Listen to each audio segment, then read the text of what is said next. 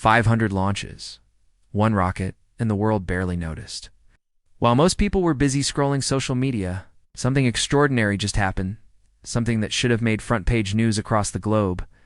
SpaceX's Falcon 9 rocket, once laughed at, once doubted, just launched for the 500th time. No rocket in human history has ever come close. Not NASA's space shuttle. Not Russia's Soyuz. Nothing. Falcon 9 has become the most reliable, most successful launch vehicle ever built. And yet no public celebration. No televised announcement. Not even a tweet from NASA. So why the silence? Because this launch doesn't just mark a milestone, it signals a power shift. For decades, space was controlled by governments. NASA, Roscosmos, the European Space Agency, they wrote the rules. But now, a single private company, founded by one man, has achieved what no government ever has. Falcon 9 isn't just breaking records. It's breaking boundaries of power, politics, and control. And while the world applauds quietly or ignores it entirely, the truth is louder than ever.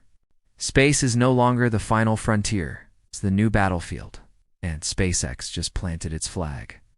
When Falcon 9 was first introduced in 2010, critics laughed. Reusability, landing boosters upright. A joke, they said. NASA veterans called it impossible. Even space enthusiasts were skeptical. But Elon Musk had a vision and a will to burn through failures. After multiple explosions, crashes, and setbacks, SpaceX kept launching. They didn't ask for applause, they asked for results. And now, 500 successful missions later, those early skeptics have fallen silent. Falcon 9's story isn't just about technology. It's about transformation. From internet memes to aerospace dominance, from underdog to overlord. Let this sink in. Not even NASA, with its multi-billion-dollar budget and half a century of experience, has launched one rocket 500 times. SpaceX did it in less than 15 years. That's not just innovation, it's disruption, the kind that rewrites industry playbooks. When governments move at glacier pace, private ambition soars. And now, NASA's left in the strange position of relying on its former underdog to launch its astronauts into orbit. Why no press conference from NASA? No acknowledgement from the space community? It's because Falcon 9's 500th launch is a reminder of how far behind the traditional agencies have fallen. NASA once stood as the gold standard in space exploration. But today, it's outsourcing missions to a company it doesn't fully control. That silence isn't ignorance, it's discomfort. A quiet recognition that the power dynamic has shifted, and no one knows what comes next 500 flights. That number isn't just symbolic, it's historic. The Saturn V, only 13 launches. The Space Shuttle, 135 total. Even Russia's Soyuz, a Cold War icon, hasn't matched Falcon 9's repeatability. This isn't just the most flown rocket, it's the most trusted, battle-tested, and efficient spacecraft of the modern age. SpaceX didn't build a rocket, they built a space infrastructure. The shocking part, nobody even blinked.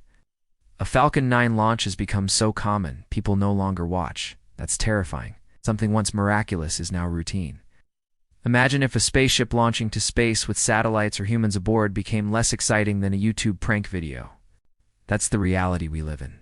Space is no longer rare. It's industrialized, and we're already numb to it. Each launch doesn't just lift satellites, it expands SpaceX's empire. Thousands of Starlink satellites now orbit Earth. That means internet surveillance, navigation, all controlled by one company.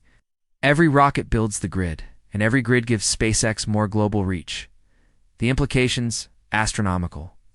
One corporation now has more orbital assets than most nations combined. Starlink is already used in global conflict zones, Ukraine, Gaza, even covert ops. A single company now provides the backbone of battlefield communications. That's not just power, it's soft warfare.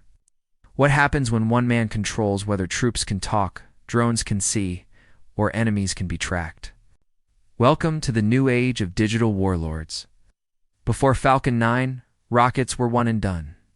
Millions of dollars crashed into oceans after every launch, but Falcon 9 changed that. Now, boosters land themselves, are cleaned, and fly again. This isn't recycling's economic warfare.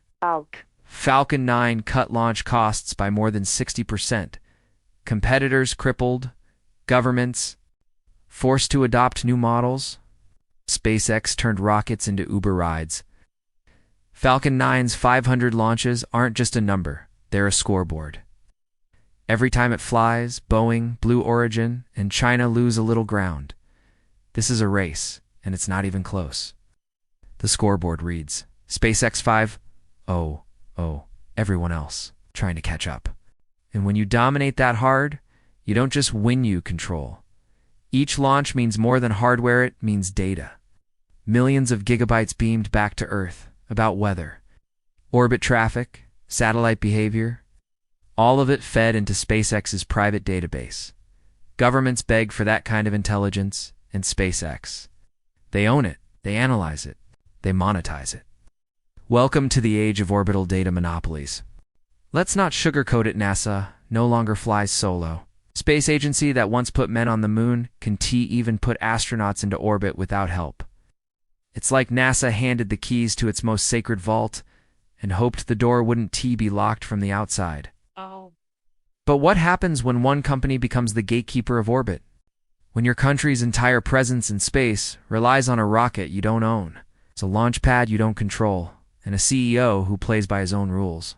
That help doesn't come from Congress or the Pentagon or an international ally. It comes from a private billionaire's company, SpaceX, and who's collecting the rent? Not the government, not the people, but a private tech empire with its own ambitions, its own pace, and its own silence. Since the Space Shuttle program was retired in 2011, the United States has had only one reliable ride to the International Space Station, the Falcon 9. Every American astronaut launched since 2020. And that's what makes this story so important and so silenced.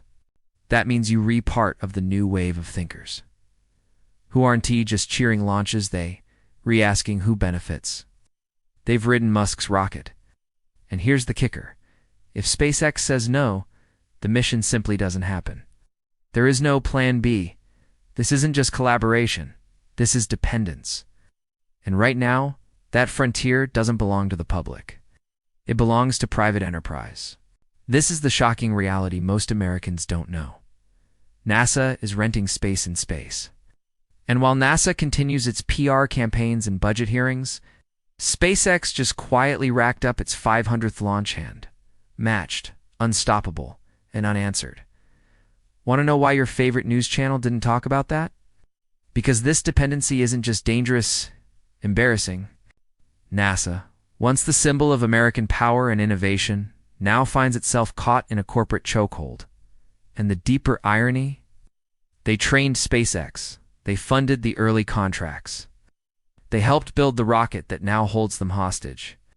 This is more than just spaceflight, it's a metaphor for the future. When governments outsource the impossible, who ends up in charge of what's possible? If tomorrow, Elon Musk decided to prioritize Mars over the ISS, could NASA even stop him? This question matters, because it's not just about space. It's about who owns the frontier of the human race. That's why here at the Daily Scope, we're not just covering launches, we're exposing the hidden power shifts behind them. So if you're watching this and your jaw is on the floor good, that means you're awake, because this isn't just a rocket problem, it's a sovereignty problem. And the countdown has already begun. Every time a Falcon 9 ignites its engines and disappears into the sky, it's more than just a launch at a shot fired in a global race no one's officially declared. You won't hear it on the news, and you won't read it in NASA press releases. While China rushes to develop reusable rockets, and India tries to scale its cost-effective launch programs, Elon Musk's company is already thinking beyond reusability. Falcon 9, the rocket that redefined aerospace engineering, now launches multiple times every single month, sometimes twice in the same week. That cadence is unprecedented in history. And here's the kicker. It's so efficient now that a new Falcon 9 launch barely makes the news. Think about that. Something that was once the domain of science fiction is now so common we scroll right past it. But behind every liftoff lies a chilling reality. Not just racing for space anymore, we're racing for control of the future. And in that time lag, Elon Musk is quietly planting orbital infrastructure, deploying thousands of satellites, and building what some now call a privatized digital atmosphere, while the rest of the world tries to build its first reusable rocket. Elon Musk is already building Falcon's replacement. Starship are fully reusable, stainless steel behemoth, capable of carrying 100+ tons to orbit. Falcon 9 may have 500 launches under its belt, but Starship is being designed to launch every few hours. Yes, hours, not days. This isn't the Cold War space race between America and the USSR. It's something far more complex. It's far more dangerous because this time, it's not between nations. It's between corporations. SpaceX isn't just ahead, it's lapping the competition. But the real shock? SpaceX isn't even focused on Falcon 9 anymore. If you're watching this, you're not just getting news, you're getting the truth behind the silence. And that terrifies global space agencies. Because if you're Europe, Russia, or even China, how do you compete with a company that's already 10 years ahead, already launching fleets of satellites, and already planning cities on Mars? This is no longer about innovation. It's about dominance. And here's the dangerous part, the public dose in TC. When the race is private, there are no rules, no treaties, no government transparency, no democratic oversight, just speed. And when speed matters more than safety or accountability, bad things happen quietly. SpaceX moves fast, breaks things, and rebuilds even faster. Other countries? They're still reviewing budgets and testing prototypes. But the scariest part, by the time the rest of the world catches up to Falcon 9, it may already be obsolete. And Starship, bigger, faster, cheaper, will rule the skies. So the next time you see a Falcon 9 light up the night sky, remember this: it's not just a rocket launch, it's a warning. A warning that we're entering a future where access to space is no longer equal, where governments don't lead, they follow, and where the first private company to claim orbit may never give it back. Here at the Daily Scope, we expose what others won't. 6,000 satellites, and counting. Starlink is no longer some tech experiment or sci-fi dream. It is quietly transformed into a global digital infrastructure system, a sprawling web orbiting Earth, connecting billions while controlling access to the world's most vital resource, information. Or conversely, flipped back online in an instant. This isn't speculation, it's reality. Starlink already powers critical communications in war zones, remote villages, and disaster areas. But here's the terrifying truth most people don't realize. There is no international government or agency regulating this network. Imagine this. With a single command, entire countries could be plunged into darkness. Internet, no communication, no lifelines. No UN oversight. No global treaties. No watchdogs. At least SpaceX, backed by algorithms and proprietary software, decides who gets connected and who gets cut off. And what makes this network even more ominous? It's nearly invisible. Most people have no idea this digital spiderweb surrounds the planet, quietly shifting the balance of power. The network is becoming the ultimate digital surveillance system, quietly watching every corner of the globe.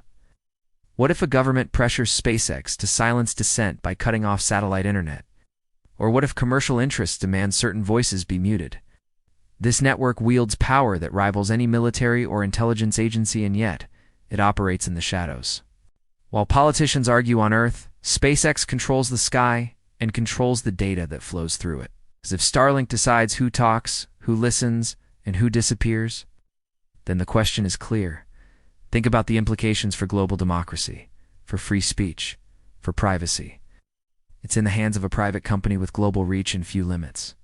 And don't forget, Starlink satellites gather massive amounts of data, and not just communications, but geolocation, weather patterns, even battlefield intel.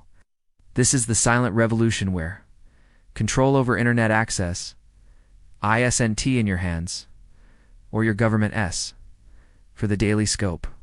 Exposing this invisible network isn't just news, it's a mission. Who really owns the internet? He's watching you from space? NASA tests for years.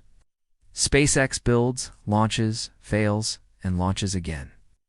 That mindset, fail fast, fix faster, is why Falcon 9 hit 500 so quickly. Every Falcon 9 that rises above the Earth is another brick in the invisible empire. Elon Musk is building an empire governments can regulate. And most people don't understand.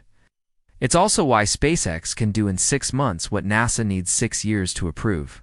A quiet recognition that the age of public-led exploration is fading, and the corporate conquest of space has begun. Bureaucracy loses, agility wins. Let's not sugarcoat it, SpaceX is a monopoly in the making. They own the launch pads, the rockets, the data, the satellites, the communication grid, and soon, Mars transport. If 500 launches proved anything, it's that no one else can keep up.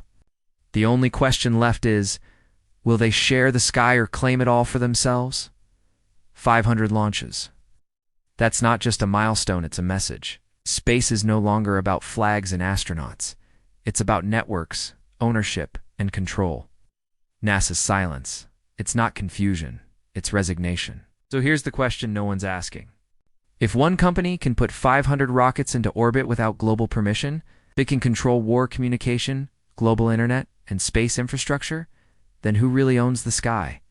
Subscribe to the Daily Scope to stay ahead of the truth, because this story is just getting started. And remember, when rockets launch silently, the loudest thing is the silence that follows.